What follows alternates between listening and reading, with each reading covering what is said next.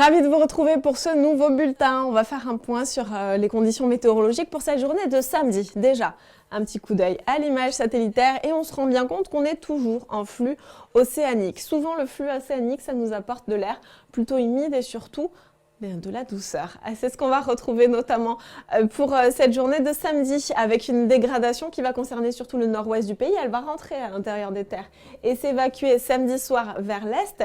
Mais finalement, c'est une dégradation qui est assez peu active. On a déjà les pressions atmosphériques qui commencent à regonfler et donc c'est la raison pour laquelle elles ne vont pas réussir à être actives.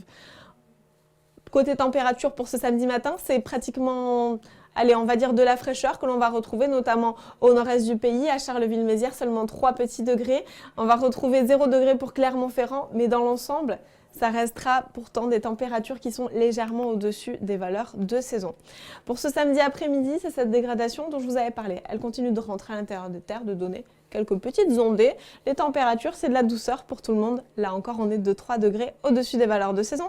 Si vous êtes du côté de la Corse, vous profiterez d'un joli 15 degrés. 16 degrés si vous êtes près de Perpignan, 12 degrés pour la capitale.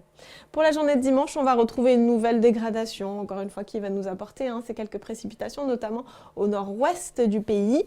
C'est encore des cumuls de pluie très faibles que l'on attend avec ces ondées.